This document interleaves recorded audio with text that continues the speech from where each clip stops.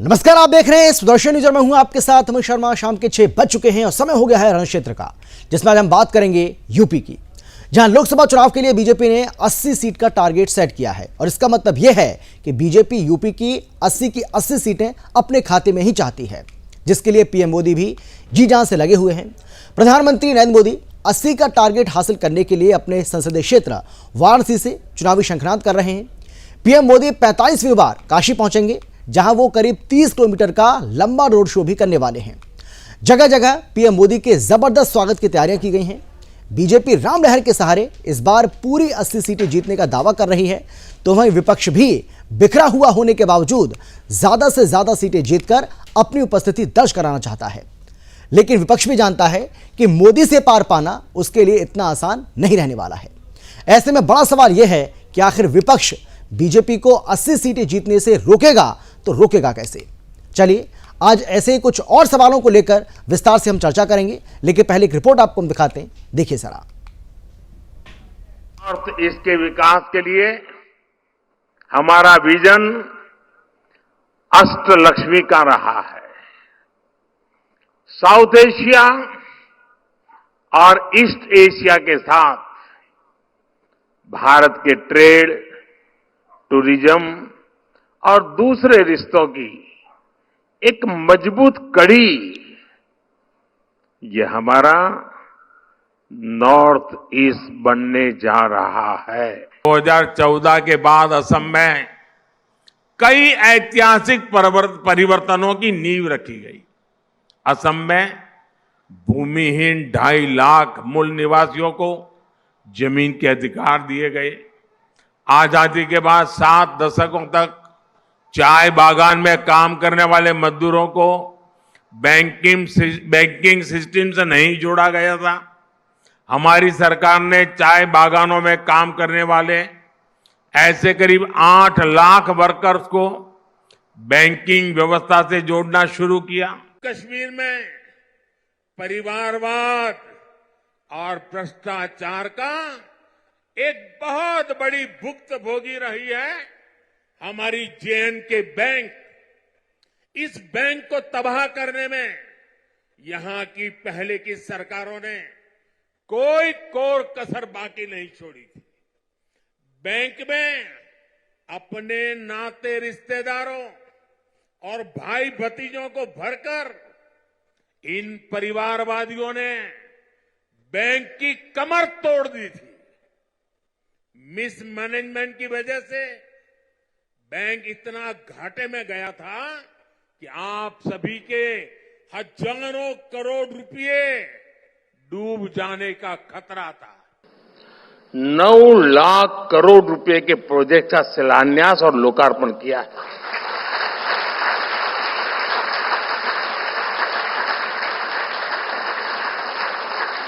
ये $110 बिलियन से भी ज्यादा होता है।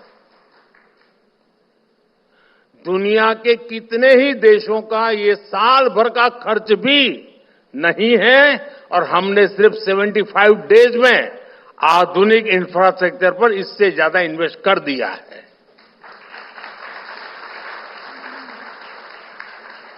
पिछले 75 दिन में देश में 7 नए एम्स का लोकार्पण हुआ है। तो बिल्कुल आपने ये सुना पीएम मोदी, क्योंकि असम और अरुणाचल प्रदेश के दौरे पर हैं, वहां उन्होंने क्या कुछ कहा, किस तरीके से चुनावी हुकार भरी, ये आपने सुना। और इसके बाद अब पीएम मोदी जो है वो सीधा काशी पहुंचेंगे और काशी में उनका क्या कुछ कार्यक्रम रहने वाला है उसके बारे में भी मैंने आपको जो ओपनिंग रिमार्क था उसमें जानकारी इस बात की दी है। चर्चा इसी को लेकर करेंगे, लेकिन कौन कौन खास मेहमान हमारे साथ मौजूद हैं, सबसे पहले उनसे आपका हम परिचय कराते हैं। हमारे साथ बीजेपी की ओर से बीजेपी के प्रवक्ता खेमचंद शर्मा जी हैं। बहुत स्वागत है सर आपका। आपसे कुछ ही देर के बाद हमारे साथ संतोष त्यागी जी, जो कि कांग्रेस के प्रवक्ता हैं, वो भी हमारे साथ जुड़ जाएंगे। इसके अलावा हमारे साथ गोविंद अरोड़ा जी, जो कि पॉलिटिकल एक्सपर्ट हैं और राजनीतिक विशेषज्ञ के तौर पर हमारे साथ वो जुड़ गए हैं। इसके अलावा राजनीतिक विशेषज्ञ हैं परमवीर सिंह जी, वो भी हमारे साथ जुड़ गए हैं। और समाजवादी पार्टी के भी किसी प्रवक्ता से हम चाहते हैं कि वो भी हमारे साथ जुड़ें और उनसे भी सवाल जवाब का जो सिलसिला है उसको हम आगे बढ़ाएंगे। लेकिन सबसे पहले मैं संतोषी आपके पास आना चाहता था, लेकिन मुझे जानकारी मिल रही है कि संतोषी जो हैं वो अभी हमारे साथ नहीं जुड़े हैं। खेमचंद जी, मैं आपके पास आना चाहता हूं और मेरा सवाल आपसे ये है, मैं आपसे ये जानना चाहता हूं कि भाई आप यूपी में 80 की 80 सीटें जीतने का दावा तो कर रहे हैं, लेकिन ये सीटें आप जीतेंगे कैसे, इसका आधार क्या है? क्योंकि अगर दूसरी तरफ देखा जाए तो वहां पर समाजवादी पार्टी और कांग्रेस का गठबंधन है। गठबंधन होने के बावजूद भी आप इस बात का दावा कर रहे हैं कि आप यूपी में 80 की 80 सीटें जीतेंगे, तो इसके पीछे वजह क्या है, आधार क्या होगा? खेमचंद जी।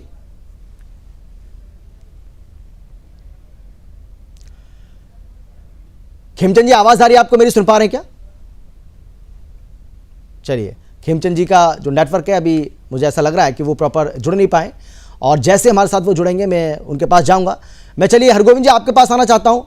भाई, आपको बीजेपी के इस दावे में कितना दम नजर आ रहा है कि 80 लोकसभा सीटें यूपी से आती हैं और 80 की 80 सीटें हम जीतेंगे, और पीएम मोदी आज इसका शंखनाद भी करने वाले हैं अपने संसदीय क्षेत्र काशी से, वाराणसी से। वंदे मातरम। जी, वंदे मातरम।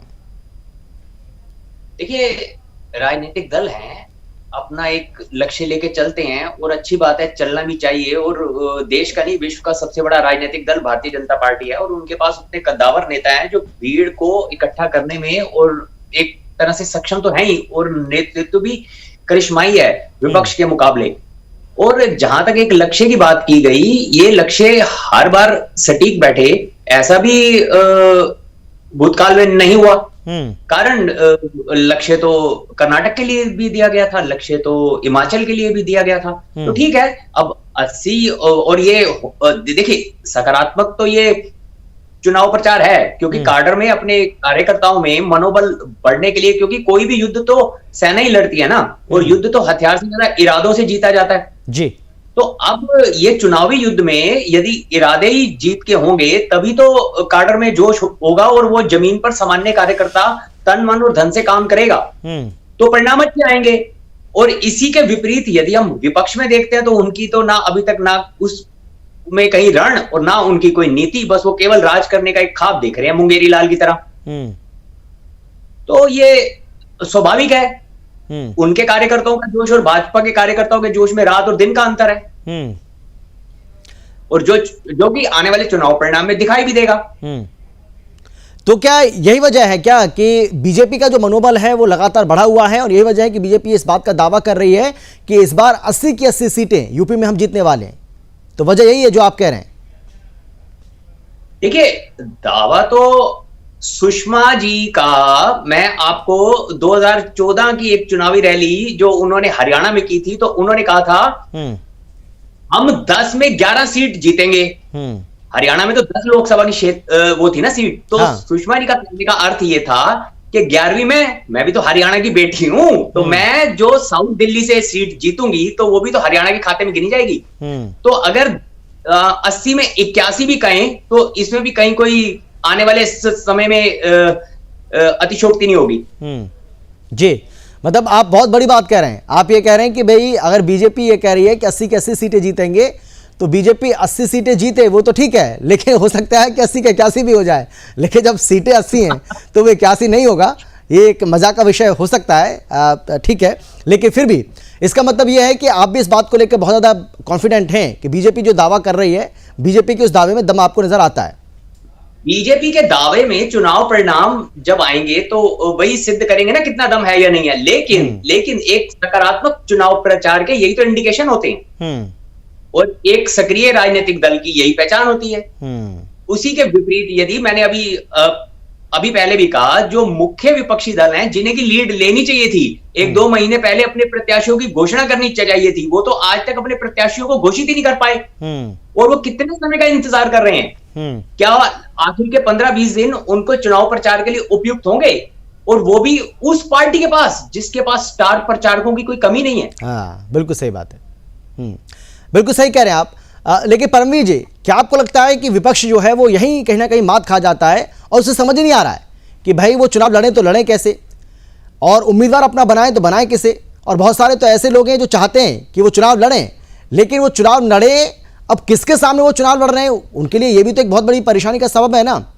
क्योंकि जानकारी तो ये भी मिल रही है कि कई लोग ऐसे हैं जिनका मन तो है कि हाँ भाई हमें चुनाव लड़ना चाहिए, लेकिन जब उन्हें लगता है कि भाई बीजेपी की तरफ से ये यहाँ पर दमदार कैंडिडेट है या हो सकता है, उस वजह से वो अपने पैर जो है वो पीछे खींच लेते हैं। तो ये भी एक समस्या बनी हुई है। इसका मतलब तो ऐसे व्यक्ति राजनीतिक व्यक्ति है ही नहीं जी। ठीक है, ठीक है, मैं आऊंगा आपके पास दोबारा से। हरगोविंद जी, ये सवाल मैंने परमवीर जी से किया है। परमवीर जी, आप बोलिए। अमित जी देखिए, बात क्या है, राई का जो पहाड़ होता है वो ज्यादा देर तक टिका नहीं रह सकता। अभी बार बार बात की जाती है, जो विपक्ष उठाता है वो कहता है कि बेरोजगारी का मुद्दा है, महंगाई का मुद्दा है, लेकिन दूसरी जगह वो उसके पास कोई रोड मैप नहीं है कि वो आने वाले समय में महंगाई को या इसको डील कैसे करेंगे। वो सिर्फ आरोप लगा रहे हैं लेकिन समाधान नहीं बता रहे हैं। दूसरी बात, यही विपक्ष का सारा इलेक्शन इसी के ऊपर टिका हुआ है कि बार बार महंगाई का मुद्दा उठाते हैं। मैं लगातार टीवी डिबेट देखता हूँ तो वहीं यही बात कह रहे होते हैं। अभी दूसरी जगह पर आप कि लगातार प्रधानमंत्री मोदी का या भाजपा सरकार जो काम कर रही है वो उसको काम को पूरा करके दिखाते हैं। यहाँ पर ये देखिए, ये हमारी योजना थी, अब ये पूरी होती है, और उसके बाद उसका लोकार्पण भी खुद ही करते हैं। जिस चीज का उन्होंने शिलान्यास किया उसका लोकार्पण खुद किया। तो पब्लिक के अंदर मैसेज सरकार डिलीवर कर रही है। अगर हम बात करते हैं यूपीए 2 की जो सरकार थी तो तमाम घोटाले के आरोप सरकार के चलते हुए लंबित हो गए थे, सीबीआई के मुकदमे सभी दर्ज हो गए थे। जनता में तब आया था विचार की जो महंगाई बढ़ी हुई है इसका कारण सरकार है, सरकार की नीतियां गलत है और भ्रष्टाचार है, कोई इसी कारण से महंगाई बढ़ी हुई है। अब आरोप लगाए जा रहे हैं लेकिन कहीं नहीं कर पा रहे हैं। अभी का बहुत बड़ा खतरा है इसके ऊपर। दूसरा, मोदी जी की जो स्ट्रेटेजी रही है, पूरी स्ट्रेटेजी की है, देश चलाने की जो उसकी प्रक्रिया है, वो एक मेरा मान है कि हिंद मॉडल क्या है, हिंद मॉडल HIND, एच से आई इंफ्रास्ट्रक्चर, एच से ये चारों मुद्दों को पूरा करते हैं। हिंदुत्व का उठाया था, बन चुका है अपने का मुद्दा। कोई भी आदमी, मैं नहीं मानता देश में ऐसा नहीं होगा इस्तेमाल ना किया होगा। नेशनलिज्म का मुद्दा देखिए हमारा। चलिए ठीक है परमवीर जी, क्योंकि आपका नेटवर्क आपका ठीक नहीं है, आपकी आवाज़ भी ठीक से नहीं आ रही है, इसको ठीक करते हैं, उसके बाद मैं आपके पास लौटूंगा। लेकिन खिमचंद जी, मैं आपसे जानना चाह रहा हूं, क्योंकि ये भी कहा जा रहा है कि ये एक प्रेशर पॉलिटिक्स है जो आप 80 का नारा दे रहे हैं। आप ये कह रहे हैं कि भाई यूपी की 80 की 80 सीटें हम जीतेंगे, या फिर जो बार बार ये कहा जा रहा है कि भाई क्योंकि राम लहर है, अभी राम मंदिर का निर्माण हुआ, उसके बाद उसका उद्घाटन हुआ, और जो लहर देखने को मिली है न केवल यूपी में बल्कि पूरे भारतवर्ष में, उसके बूते इस बात का आप नारा दे रहे हैं कि भाई यूपी में 80 की 80 सीटें हम जीत जाएंगे, बाकी तो 400 पार हमें करना ही है, लेकिन यूपी में भी हम पूरी की पूरी सीटें जीतने वाले हैं। आधार क्या होगा? अमित जी, जय श्री राम। जय श्री राम। अमित जी, इसका आधार है सुशासन, इसका आधार है राम की लहर, राम राज्य की लहर, सुशासन की लहर। जो डबल इंजन की सरकार ने वहां पे सुशासन दिया है, जो जंगल राज था उसको समाप्त किया है, जिस तरीके से भ्रष्टाचार उत्तर प्रदेश में व्याप्त था उसको समाप्त किया है, उत्तर प्रदेश को उत्तम प्रदेश बनाया है। उत्तर प्रदेश जो बीमार प्रदेश था उसको आज विकास के रास्ते पे दौड़ा रहे हैं। उसकी वजह से आज उत्तर प्रदेश में ये विश्वास है, जनता का समर्थन है, जनता का प्यार है। आज वहां का हर वर्ग खुश है, किसान खुश है, क्योंकि किसान को प्रॉपर एमएसपी मिल रहा है, किसान को सपोर्ट मिल रहा है, किसान को बीमा मिल रहा है, और एडिशनल एमएसपी के ऑन टॉप ऑफ जो नेशनल एमएसपी घोषित होती है उसमें स्टेट अपना प्राइस सेट करके देता है। गन्ना किसानों को सही समय पे पैसा मिल रहा है, गांव-गांव तक सड़क बन रही है, हर घर में टॉयलेट बनाने का काम किया है, सबको वैक्सीन लगी है। आज जिला हॉस्पिटल इक्विप्ड है, अब प्राइवेट हॉस्पिटल में जाने की जरूरत नहीं है। गांव और जो टाउन में हॉस्पिटल्स हैं उनको बेटर किया गया है। आज वहां पे जितनी भी बेसिक सुविधाएं वो दी जा रही हैं। आज जो गांव में गरीब है उसको भरपेट अनाज मिल रहा है, उसको भूखा नहीं सोना पड़ रहा है, उसको किसी से कर्ज लेने की जरूरत नहीं है। अच्छे स्वास्थ्य के लिए आयुष्मान भारत कार्ड सबको दिया गया है। आयुष्मान भारत कार्ड के तहत अब उत्तर प्रदेश में करोड़ों की संख्या में ऐसे लाभार्थी हैं जिन्होंने आयुष्मान भारत कार्ड के तहत अपना जो स्वास्थ्य की समस्या है उनको रिजोल्व कराया है। आज उत्तर प्रदेश में इन्वेस्टमेंट पूरे आप देखेंगे भारत में उत्तर प्रदेश जो इन्वेस्टमेंट का एक हब बन चुका है। बड़ी बड़ी कंपनियां अपने वहां पे प्लांट सेटअप कर रही हैं। ना सिर्फ सर्विस इंडस्ट्री बल्कि मैन्युफैक्चरिंग इंडस्ट्री भी फोकस तौर पे उत्तर प्रदेश में आज इन्वेस्टमेंट करना चाहते हैं, क्योंकि वहां पे स्टेबिलिटी है, क्योंकि वहां पे काम हो रहा है, क्योंकि वहां पे आज ऐसी सरकार है जो काम को आगे बढ़ाती है, लोगों को सहारा देती है, और वो चाहती है कि उत्तर प्रदेश में विकास हो, उत्तर प्रदेश में रोजगार खोलें और उत्तर प्रदेश में काम धंधे हों। तो उसका सब प्रभाव हम देख रहे हो। जल्दी उत्तर प्रदेश की जो इकोनॉमी है $1 ट्रिलियन नहीं, वो बात ठीक है खिमचंद जी, जो भी आप काम गिना रहे हैं ठीक है भाई, काम किए आप में, इसमें कोई शक नहीं है। लेकिन आपको लगता है कि आपने जो टारगेट रख लिया है वो टारगेट आपने बहुत बड़ा टारगेट रख लिया है कि भाई आप कह रहे हैं कि 80 की 80 सीटें हम जीतने वाले हैं, तो उसमें भाई एक तरफ कांग्रेस पार्टी भी होगी, समाजवादी पार्टी भी होगी, इन दोनों का गठबंधन भी है, और भी पार्टियां हैं, आपके खुद के सहयोगी भी हैं, वो भी कुछ ना कुछ सीटें जरूर जीतेंगे। तो मेरा कहने का मतलब ये है कि आपको लगता है कि टारगेट आपने एक बहुत बड़ा रख लिया है कि भाई उधर 0 और इधर सारी की सारी?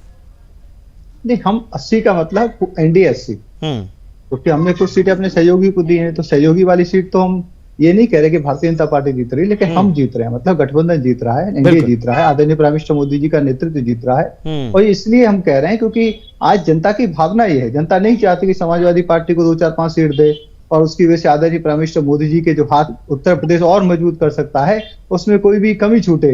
आज जनता नहीं चाहती कि 1, 2 सीट उनको कांग्रेसियों को दे और कांग्रेस उसको अनगल तरीके से नकारात्मक चीजों में उपयोग करें। आज जनता नहीं चाहती कि बीएसपी को कोई सीट दे, आज जनता चाहती है कि 100% आज उत्तर प्रदेश आदरणीय प्राइम मिनिस्टर मोदी जी के साथ खड़ा हो जाए, ताकि जिस तरीके से 10 साल में उन्होंने विकास किया, जिस तरीके से 10 साल में हमारी संस्कृति का उन्होंने संवर्धन किया है, उन्होंने अयोध्या को संभाला है, और काशी में जिस तरीके से कॉरिडोर बनाया और काशी को आज विश्व की एक ऐसी नगरी बना दिया, हर एक व्यक्ति काशी विजिट करना चाहता है, जाना चाहता है, वहां पे रहना चाहता है, आशीर्वाद लेना चाहता है। वैसे ही मथुरा और अन्य धामों को डेवलप किया जा रहा है। तो आज उत्तर प्रदेश वासी चाहते हैं कि हाँ, ये पूरा का पूरा समर्थन आज मोदी जी के साथ खड़ा हो। जब 370 का लक्ष्य प्राप्ति की मोदी जी ने बात ठानी है, तो 370 में उत्तर प्रदेश का 100% कंट्रीब्यूशन हो, 100% उत्तर प्रदेश उसमें अपना साथ दे, और जो वो लक्ष्य 370 और 400 का लक्ष्य है वो प्राप्त हो। और ये उम्मीद काम के आधार पे है, विकास के आधार पे स्वराज, ये जिस तरीके से शासन वहां पे दिया गया है,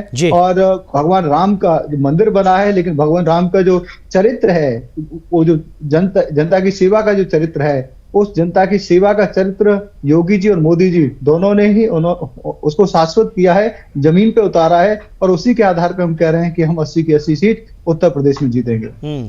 तो हरगोविंद जी, क्या ये माना जाए कि समाजवादी पार्टी और कांग्रेस का जो गठबंधन हुआ यूपी में, वो कोई बहुत बड़ा कमाल नहीं कर पाएगा? क्या वो बीजेपी के लिए एक रोड़े की तरह काम नहीं कर पाएगा, कि ये भी माने जाए? देखिए, हमारे मानने से या किसी राजनीतिक दल के मानने से यदि जनता मान जाती तो चुनाव परिणाम तो उन्हीं बड़े राष्ट्रीय दलों के अनुकूल ही आते।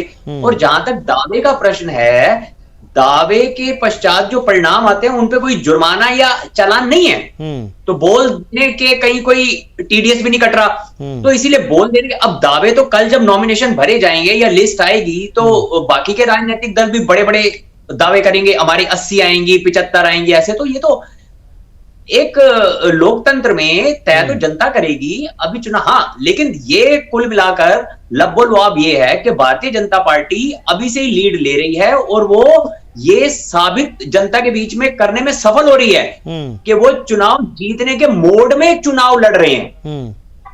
बिल्कुल। और अन्य दल जनता को यह समझाने में शायद कल कहीं विफल ना रहे, वो समय हाथ से निकल जाएगा उनके कि हम भी चुनाव मैदान में हैं। बिल्कुल। तो संतोष जी, कहीं ऐसा तो नहीं है कि समय धीरे धीरे हाथ से निकल रहा है और आप इस बात का अंदाजा लगा नहीं पा रहे हैं? भाई 17 सीटें आपको मिली हैं, उन 17 सीटों पर भी अभी तक आप उम्मीदवार नहीं उतार पाए। उधर टारगेट सेट कर दिया, बीजेपी टारगेट सेट कर चुकी है कि 80 के 80 हम जीतने वाले हैं, और आप यही तय नहीं कर पा रहे हैं कि आपके 17 पर चुनाव कौन लड़ेगा, कौन आपका उम्मीदवार होगा? अमित जी, मैं तो आपको सभी पैनल वाले, अभी मैं थोड़े से टाइम बाद जुड़ा हूँ, तो मुझे ज्यादा बहस क्या हो विषय पर मैं ज्यादा समझ नहीं पाया हूँ, लेकिन मैं मोटा मोटी जो समझ पाया हूँ, अभी बीजेपी प्रवक्ता मिस्टर खेमचंद शर्मा जो मेरे भाई को, उनको सुन रहा था, तो बड़े प्रबल धारा में मोदी जी का गुणगान कर रहे थे। ठीक है, हमारे प्रधानमंत्री जी है, मोदी जी भारत के प्रधानमंत्री है, गुणगान करना उनके काम है अच्छे, उनको गुणगान करना कोई बुरी बात नहीं है। लेकिन प्रकार से मोदी जी ने यूपी के अंदर हो या किसी भी प्रदेश के अंदर में जिस तरीके के भय का माहौल है, पत्रकारों में, लेखकों में, जिस तरीके से अन्य राजनीतिक विपक्ष में या किसी प्रकार का कोई बिजनेसमैन हो, उनको अगर चंदा दे तो उन पे अच्छे से उन पे बढ़िया व्यवस्थाएं की जाएंगी। उसके लिए आबोधाब जैसे अडानी जी है, पूरे देश में गुजराती, यूपी में ज्यादातर गुजराती बिजनेस कर रहे हैं। आज यूपी का व्यक्ति बाहर मुंबई में जाके कहीं जगह जाके वो कर रहा है। नहीं, आप मुद्दे को भटकाइए मत, आप डिबेट को डिरेल मत करिए। मैं आपसे ये जानना चाह रहा हूँ, कि यूपी, हाँ, रही बात इलेक्शन की, हाँ, बोलिए आप बोलिए। हाँ, अभी अभी कोई आचार संहिता लगी नहीं है देश के अंदर। भी कोई चुनावी माहौल ऐसा है नहीं कि आचार संहिता हो, उससे चुनाव हो गया, चुनाव की अच्छा मतलब क्या बात आप कर रहे हैं। अगर आपको लगता है कि देश में चुनावी माहौल है ही नहीं, तो फिर आपने 39 सीटों को 39 सीटों की जो पहली लिस्ट है कल आपने जारी की ना, फिर उसकी जरूरत भी नहीं थी, उसको क्यों जारी कर दिया आपने? भाई आप खुद ही कह रहे हैं ना कि अभी तो चुनावी माहौल ही नहीं है। जब चुनावी माहौल नहीं है तो फिर आप चुनाव के लिए उम्मीदवार क्यों उतार रहे हैं? देखो 6 या 7 चरण में चुनाव होंगे देश के अंदर। यूपी सबसे बड़ा राज्य है पूरे हिंदुस्तान के अंदर, 80 सीटें। मुझे लगता है 3-4 चरणों में चुनाव होंगे। तो जैसे जैसे व्यवस्थाएं चल रही हैं, बीजेपी के पास तो हमारे ज्यादातर कांग्रेसी लोगों को ही वो टिकट देके पूरे देश में चुनाव लड़ा रही है। बीजेपी का कोई व्यक्ति तो जीत नहीं सकता। हमारे कांग्रेस के इतने लोकप्रिय हैं कि वो बीजेपी को उनको खरीदना पड़ रहा है उनको।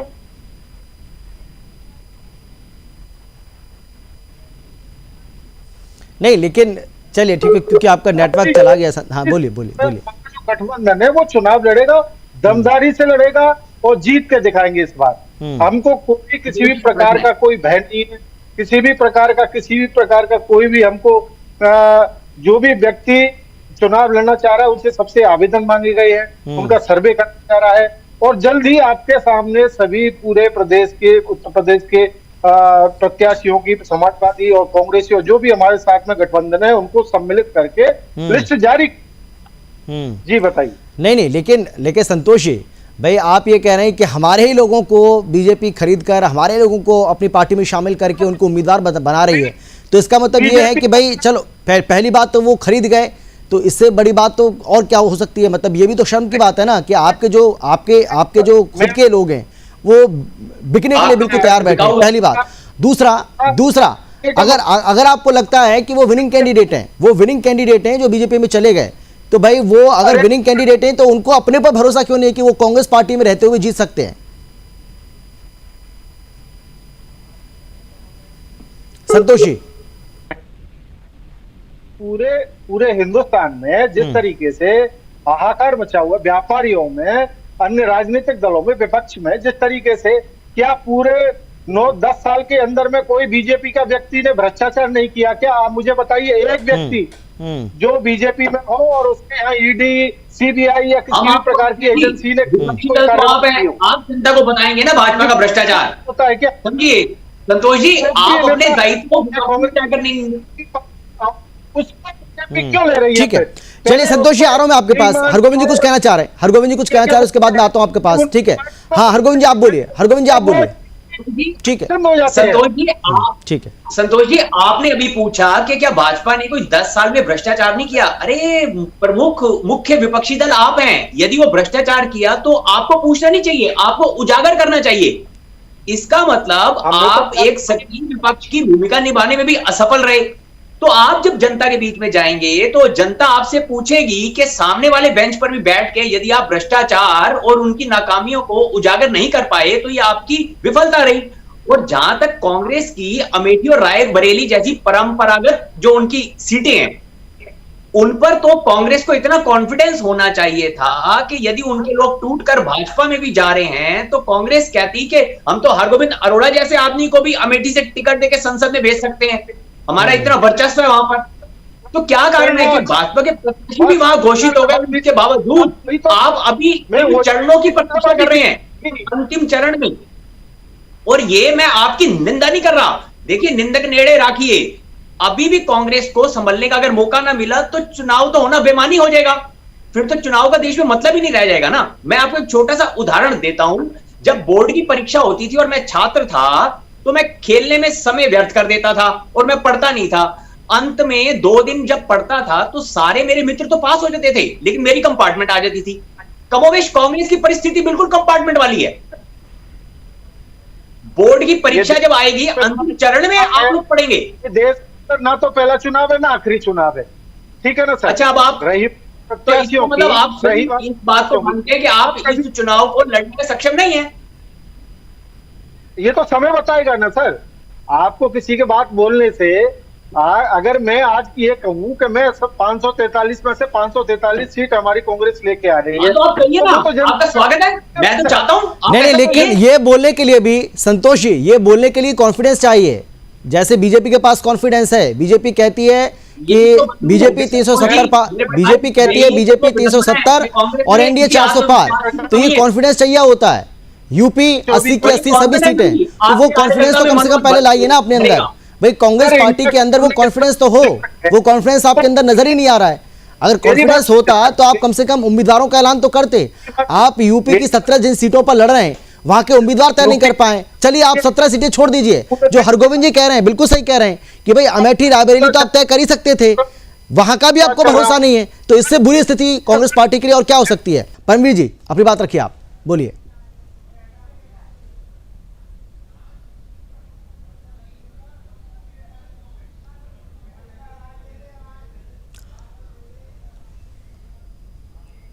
परमवीर जी आपको मेरी आवाज आ रही है क्या, सुन पा रहे हैं क्या आप? हाँ हाँ आ रही है, बोलिए आप बोलिए। मोदी जी की और राहुल गांधी जी का एक विश्लेषण आया था कि 55% लोग देश में चाहते हैं आज के दिन में कि मोदी अगले प्रधानमंत्री बने, और वहीं मात्र 14% लोगों का मानना है कि राहुल गांधी जी को मौका मिलना चाहिए। तो ये बहुत बड़ा अंतर है। अगर हम आज भी अमेरिका के अंदर भी चुनाव चल रहे हैं तो वहां पर जो बाइडेन और ट्रंप के बीच में मात्र 2-3% का अंतर चल रहा होता है। इतना भारी अंतर कहीं पर नहीं देखने को मिलता। तो ये बहुत बड़ा संकेत है कि लोग बाग, जनता मोदी का भाजपा साहब के काम से, एनडीए की सरकार से संतुष्ट है यहाँ पर। तो और यहाँ पर दूसरा एक आंकड़ा और भी देखा गया था कि जहां कहीं पर भी टिकट टक्कर किसी भी सीट में भारत में भाजपा वर्सेस कांग्रेस होती है तो वहां भाजपा का जीतना लगभग आसान माना जाता है, लगभग तय माना जाता है। लेकिन भाजपा को क्षेत्रीय दलों के साथ में प्रॉब्लम होती है। यही वजह है कि कांग्रेस ने यूपी में भी गठबंधन करे हैं और भाजपा भी गठबंधन कर रही है। तो ये, लेकिन ये अच्छा एक फैक्टर दिखाई देता है कि जो जनता संतुष्ट है काम से, काम आपको दिखाई देता है। किसी को आपको पूछने की, किसी डिबेट चैनल देखने की जरूरत नहीं है। आप किसी भी हाईवे पर निकलते हैं किसी स्टेट में, आपको नया हाईवे, नया एयरपोर्ट, नया रेलवे स्टेशन आपको अपनी आंखों से देखने को मिलता है। तो जनता कहती है कि काम हो रहा है, मेरा काम हो रहा है। तो यही एक फैक्टर है जो चुनाव के अंदर एक ट्रैक रिकॉर्ड और आपके पास आगे का आपकी रणनीति भी है जो आपको चुनाव को आपके पक्ष में लाने वाली है। इस काम के ऊपर अभी भी विपक्ष का सारा जो चुनाव का मुद्दा बनाते हैं वो बनाते हैं बेरोजगारी का मुद्दा, महंगाई का मुद्दा। लेकिन रोड में आप कोई बता नहीं पाते कि अगर हमें सत्ता में आएंगे तो कैसे इन चीजों को निस्तारण कर पाएंगे। तो यहाँ पर एक कमी है विजन की जो दिक्कत करेगी चुनाव के अंदर विपक्ष के लिए। बिल्कुल संतोष जी, भाई बिल्कुल सही बात है। सिर्फ आलोचना करने से काम तो चलेगा नहीं कि बेरोजगारी है, महंगाई है, ये नहीं है, वो नहीं है, ये कर दिया, वो कर दिया। भाई आपको भी तो देश को विजन देना पड़ेगा ना। क्या वो विजन आप दे पा रहे हैं संतोष जी? बिल्कुल मैं बताना चाहूंगा विपक्ष का काम होता है कि अगर किसी भी काम में कोई कमी नजर आ रही है तो उसका विरोध करें और उस काम में पूरा सुधार। अगर किसी चीज की आलोचना ही नहीं करेगा तो उसमें अगर कमियां नहीं निकालेगा, अगर वास्तव में किसी चीज की कोई कमी है किसी भी योजना में, परफेक्ट आज के इतिहास में कोई भी हो परफेक्ट कोई भी इंसान नहीं है, ठीक है ना। स्थिति में ये विपक्ष का काम है कि अगर किसी भी प्रकार का किसी भी काम में कोई भी कमी नजर आ रही है तो उसको एक आवाज उठाना और लोगों तक पहुंचाना, लोगों की आवाज बनना। अगर इसमें विपक्ष की भी भूमिका नहीं निभाए तो फिर क्या करे। रही बात चुनाव की, चुनाव अभी आने दो सर। सभी इंडिया गठबंधन इतना मजबूत है, इतने डरे हुए लोग हैं कि इनको दूसरी पार्टी विपक्ष की अन्य कांग्रेस से, बसपा से, तो सपा से, अन्य पार्टियों से इनको व्यक्ति ढूंढने पड़ रहे हैं और बीजेपी को टिकट देने पड़ रहे हैं। अगर ये इतने मजबूत होते तो ये अपनी पार्टी के व्यक्तियों को छोड़ के अपनी पार्टियों में से लेके ये उनको चुनाव लड़ाने की इनको कहाँ जरूरत आ पड़ी। अगर इतना ही बीजेपी मजबूत है तो मैं सर इसका जवाब ठीक है। हाँ खेमचंद जी जवाब दीजिए, इसका जवाब दीजिए। वो कह रहे हैं कि भाई जब आपको पता है, आप इस बात का दावा कर रहे हैं या आपको इतना भरोसा, इतना कॉन्फिडेंस है कि भाई आप तो किसी को भी चुनाव लड़ा देंगे तो वो जीत ही जाएगा, तो फिर आप कांग्रेस पार्टी के या दूसरी विपक्षी पार्टियों के जो नेता हैं उनको शामिल करके फिर उनको टिकट क्यों बांट रहे हैं, उनको टिकट क्यों दे रहे हैं? नहीं, भारतीय जनता पार्टी कभी भी टिकट देने के लिए किसी को शामिल नहीं करती। लेकिन अच्छे लोग कहीं किसी भी पार्टी में हों और जो आदरणीय प्राइम मिनिस्टर मोदी जी के विजन को, आदरणीय प्राइम मिनिस्टर मोदी जी के कार्यों को सहयोग देना चाहते हैं, उसमें गति देना चाहते हैं, तो उनका स्वागत हम भारतीय जनता पार्टी करते हैं, क्योंकि सभी भारतीय हैं। ऐसा नहीं है कि कांग्रेस में कोई नेता रहता है तो भारतीय नहीं है। ठीक है, या उसने कोई समय मेरे पास बचा नहीं, जल्दी से हरगोविंद जी आखिरी कमेंट आपका, 10 सेकंड में जल्दी से। डॉक्टर परमवीर जी ने महंगाई और बेरोजगारी का जिक्र किया, मैं उनकी बात को मॉडिफाई करते हुए यहाँ कहूँ कि इसको मुद्दों को उठाने में कांग्रेस विफल रही ना, तो देश की जनता को लगता है कि इसका हल भी मोदी के पास ही है। अब देश की जनता को ऐसे लगना लगा कि महंगाई और बेरोजगारी अगर इसका समाधान कोई कर सकता है तो मोदी। बिल्कुल, तो ये एक चिंताजनक विषय। ठीक है परमवीर जी, जल्दी से परमवीर जी, हाँ 10 सेकंड आपके पास भी, जल्दी से आखिरी कमेंट। हाँ परमवीर जी, आवाज आ रही है आपको, मेरी सुन पा रहे हैं क्या आप? जी मेरे को आवाज आ रही है। आखिरी कमेंट आपका, 10 सेकंड जल्दी से। हाँ देखिए, देश को विजन चाहिए, विजन कोई भी देगा, सब सत्ता में रहेंगे। कांग्रेस ने बहुत समय तक देश पर राज किया है, उस समय पर बड़े बड़े नारे इनके सिर्फ होते थे, काम करके दिखाते थे। लेकिन अब अफसोस होता है कि कांग्रेस का सुप्रसिद्ध नारा था, ना जात पर ना पात पर वोट लगेगी हाथ पर।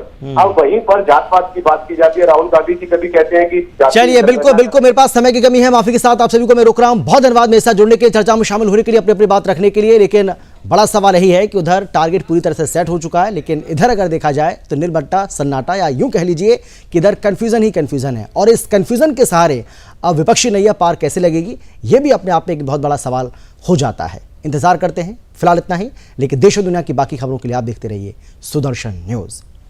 जय हिंद।